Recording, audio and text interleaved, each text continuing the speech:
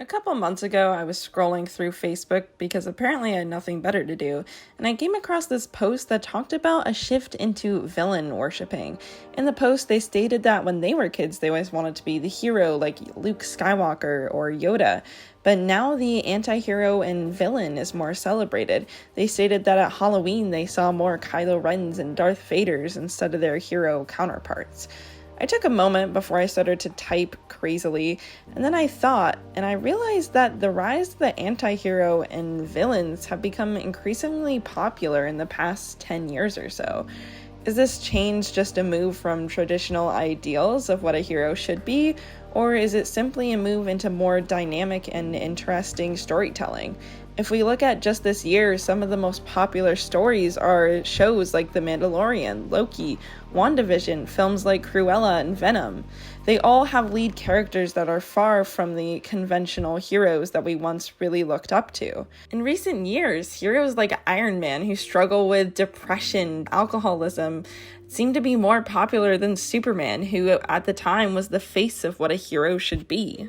Instead of focusing on heroes such as Luke Skywalker or the Noble Jedi, even in Star Wars, Anakin Skywalker, as showcased in the Clone Wars, has more attention and screen time than ever before. And the Mandalorian himself doesn't always use means that are, well, exactly heroic. There's definitely been a shift in the last couple of years. My question is, did this shift change how we consume media and the type of characters viewers expect now? I don't think the recent resurgence in villain and anti-hero stories is a switch of cultural values. Instead, I think it's actually more of a celebration of what it means to be human. The presentation of the classic hero, whether it be Spider-Man or Cinderella, definitely has a certain look to it. They all are conventionally beautiful and uphold the same type of values. Also, a lot of the times their conflict comes from an external source or an antagonist that believes in the direct opposite of them. Very rarely do these classic heroes actually have an internal struggle where they have to fight off their own demons in order to defeat the antagonist. Now, don't get me wrong, I love a lot of the stories that follow classic heroes. Lord of the Rings, the whole trilogy, are my favorite movies of all times, and they showcase some of the most traditional heroes in cinema. But I think that as of recent, the actual heroes presented have been vastly more relatable and interesting than they have been in years past. Let's take a look at Loki, for example. Loki was introduced into the MCU as a one-dimensional villain who wanted power and control.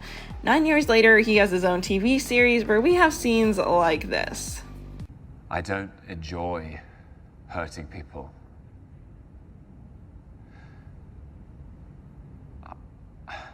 I don't enjoy it. I do it because I have to, because I've had to. Okay, explain that to me. Because it's part of the illusion. It's the cruel, elaborate trick conjured by the weak to inspire fear. The desperate play for control. You do know yourself. A villain. That's not how I see it.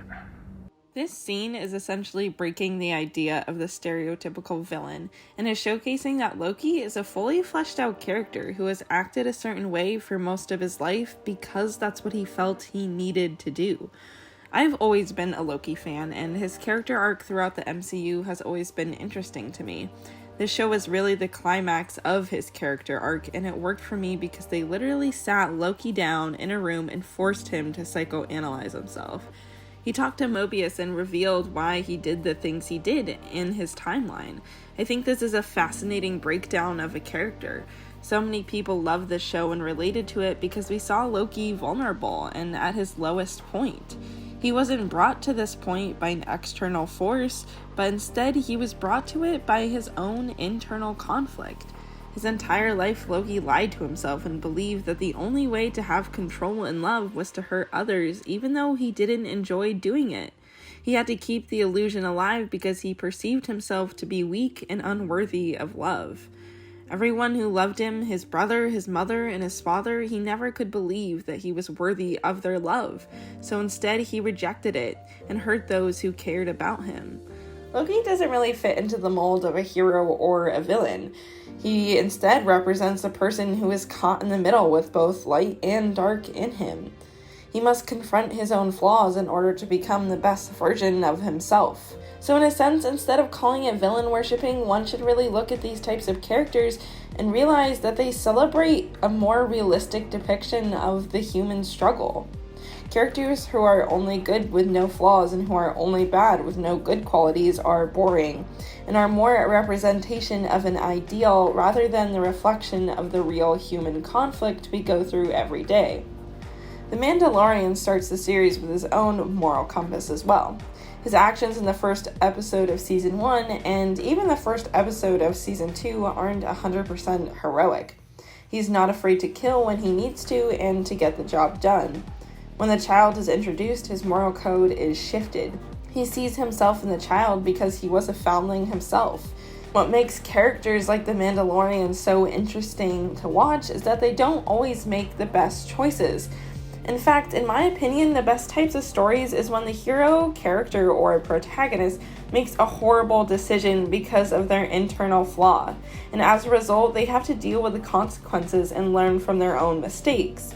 I can keep going with examples like Anakin Skywalker, Zuko from Avatar: The Last Airbender, and Wanda from WandaVision, but the main point I'm trying to make to this Facebooker is that instead of looking at new media as hero or villain worshipping, instead look at the new stories as a deep dive into presenting characters with a more realistic lens. The more we see characters who make mistakes and learn from them, the more empathetic and understanding we can be in real life. If a fictional character can get us through something by the lessons they learn or give us a new perspective on the way they live, in my opinion, it doesn't matter if you dress up as Venom or Spider-Man, because they all teach us different things. Overall, I think it's just important to represent characters that showcase a little bit of the human condition. People make mistakes, and we need to see that reflected in the type of media that we consume. Stories that are most interesting aren't labeled with heroes who always do the right thing, but instead they're riddled with complex characters who make wrong choices and right choices, and we see how those choices affect their lives and everyone around them. We ourselves can learn from characters who don't always make the right decisions, because it can tell us that it's okay sometimes to make the wrong decision, and it's okay to learn from the wrong. Well, I hope you enjoyed this week's video. I've been meaning to get back into making writing videos, and I'm so glad I could start with this topic because it's been rattling around in my head for a while. As always, if you like this video, give it a thumbs up and a comment. What's your favorite anti-hero or villain right now?